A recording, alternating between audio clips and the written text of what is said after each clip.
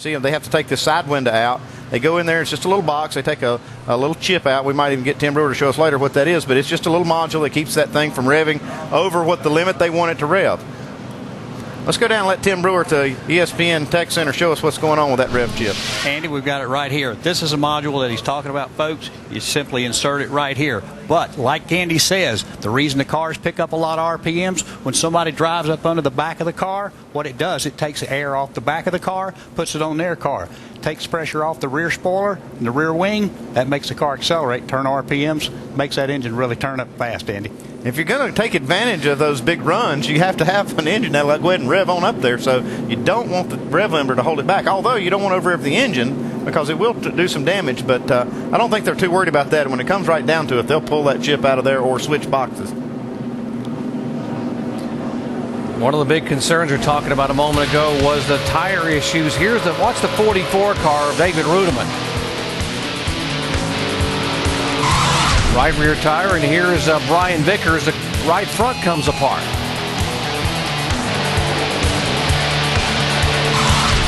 "12 laps later, the 33 car of Mike Wallace has his troubles.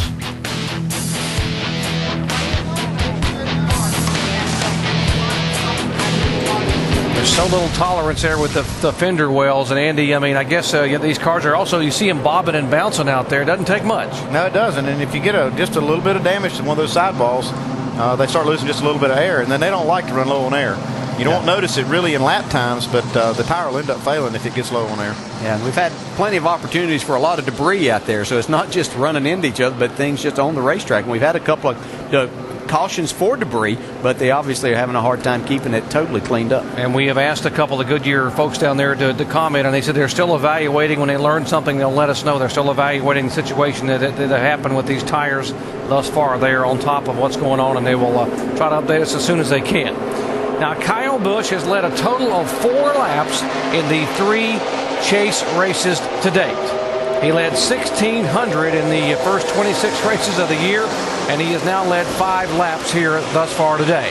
Lap 87, as we are just 7 laps away from the halfway point.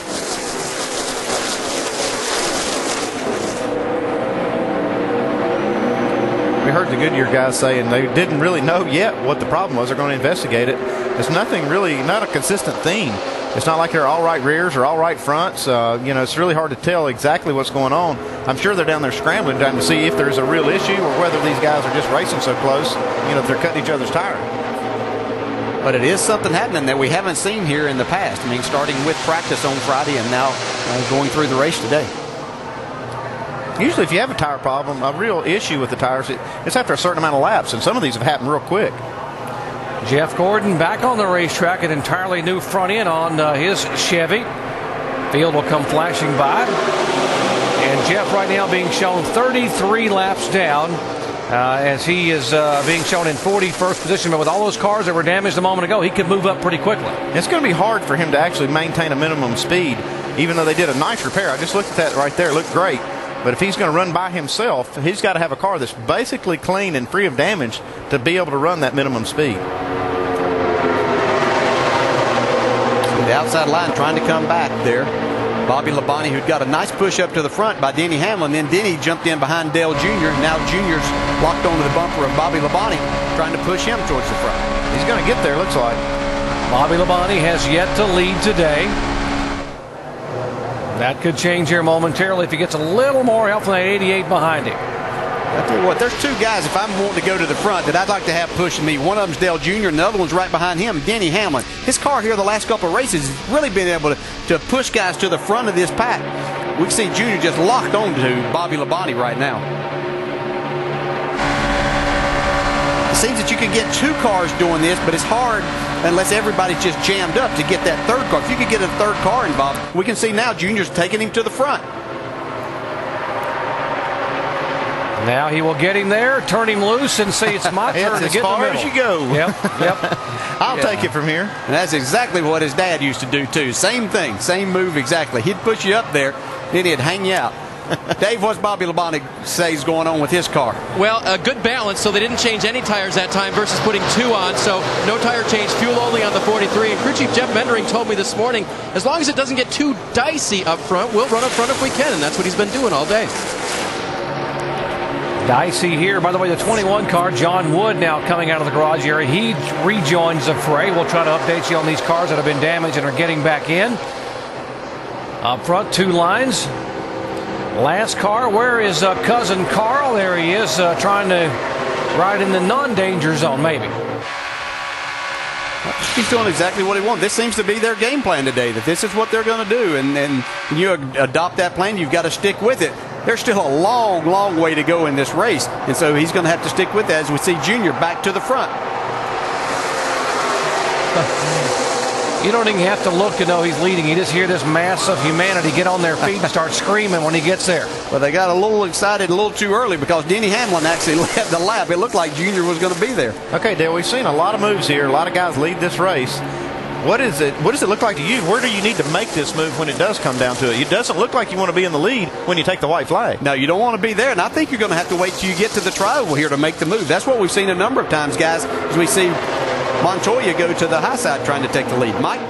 One guy who definitely wants to be in the lead is Denny Hamlin. That's where his car is best. He said earlier in the race he can push some guys, but when he gets up underneath their rear bumper, he gets real hot and has to back off. Another problem he's dealing with, he's low on voltage, only 13 volts underneath the hood of the 11 car right now, guys. Oh, Check out this move, guys. Oh. Mike, we were listening to you, but there was something happening here that, man, what a move. Earnhardt Jr. was headed to Birmingham. He and the 8 car are just nailed together at the bumper and the splitter. Well, now we see 2 cars that work pretty well together. Those cars just shot to the front. Watch this again. This is worth watching again. Watch it. He's getting a push. Now we're riding along with Dale Jr. You can see him coming up. He's pushing. Just goes to the outside of Montoya. This looks like an afterburner right here. Look like he's going 20 miles an hour faster right there.